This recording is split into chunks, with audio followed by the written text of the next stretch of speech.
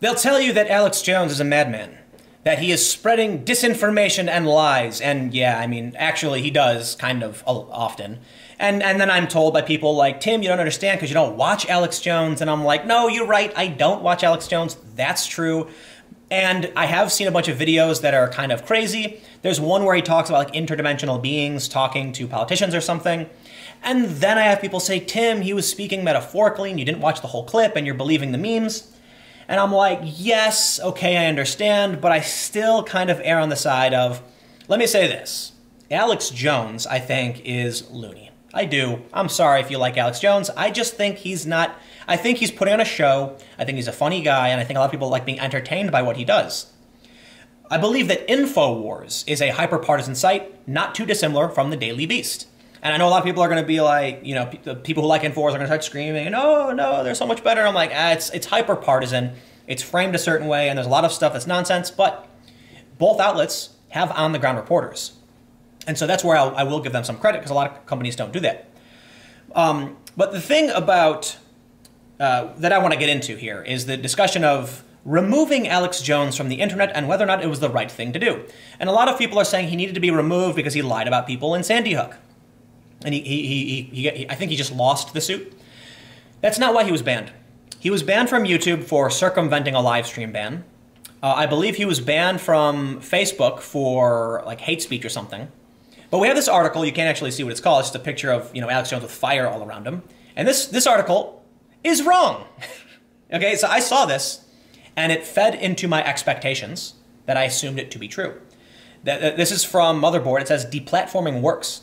Alex Jones says getting banned by YouTube and Facebook will only make him stronger. The research says that's not true.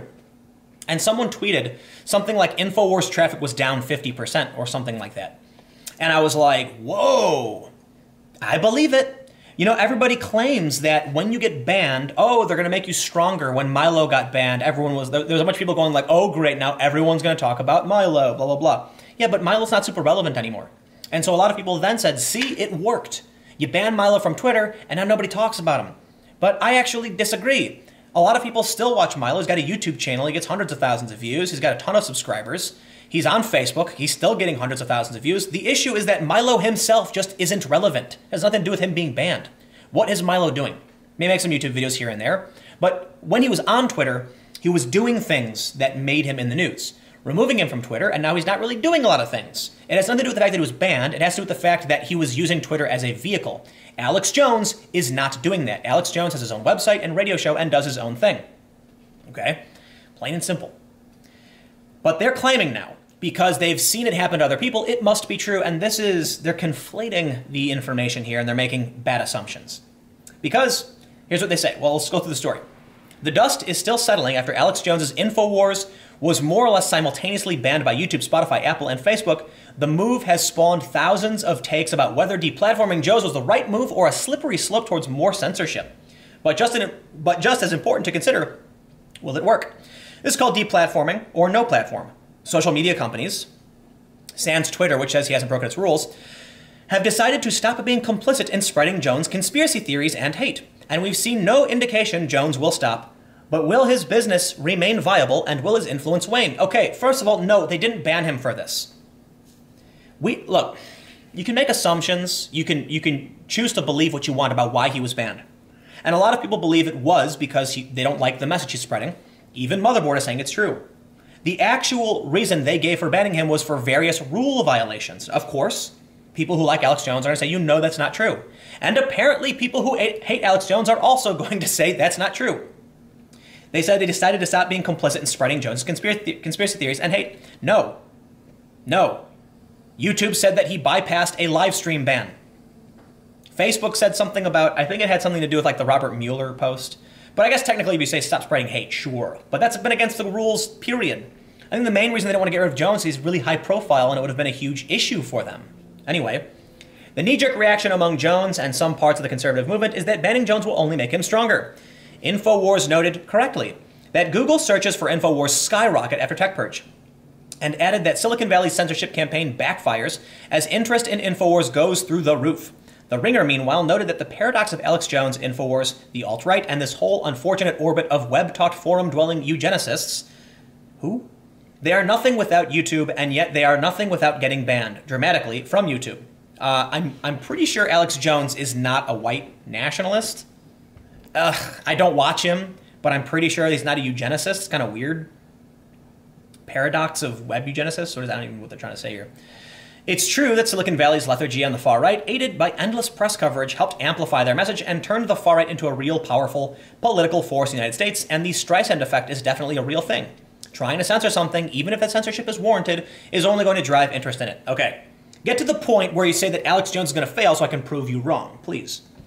So, but the belief among people who have studied the program is that in the long term, it does work, though it may have some unintended consequences that have not been fully understood yet. So yeah, this person says, we've been running a research project over the last year, and when someone relatively famous gets no platformed by Facebook or Twitter or YouTube, there's an initial flashpoint where some of their audience will move with them. Joan Donovan, Data Insight's platform accountability research lead, told me on the phone. But generally the fall off is pretty significant, and they don't gain the same amplification power they had prior to the moment they were taken off these bigger platforms.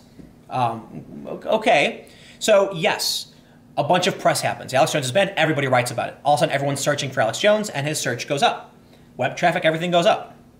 You would think then after like a month or so, when no one's talking about Alex Jones anymore, it would go back down. I think that's what they're arguing, right? That and it makes sense. Listen, if you're publishing, on YouTube and you're getting a couple million views per video or per week or per month, and then you're not on YouTube anymore, yes, those views are gone.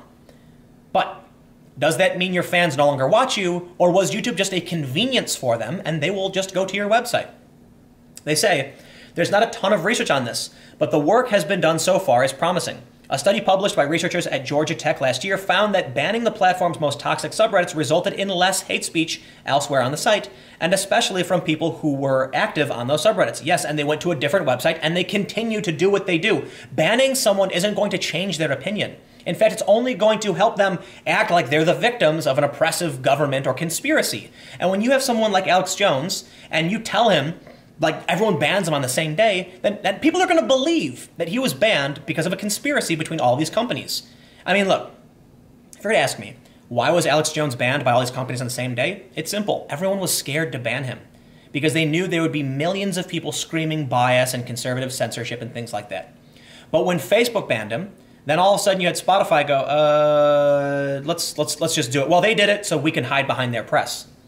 Basically what happens is Facebook gets all the news about banning somebody. So then Apple says, okay, we're going to get rid of them too. And the press is already about Facebook. But then Spotify says, hey man, we're not going to be left out of this. And they all do it at the same time because they're trying to hide behind the bulk of the story. Basically, all these social networks are standing around and they're trying to hide in a group of each other so that you can't point the finger at one of them. But a lot of people believe that it was a conspiracy. And certainly banning Jones is going to contribute to that. So anyway, look, they go on to talk about how Glenn Beck and Milo and these people couldn't survive. And they were wrong.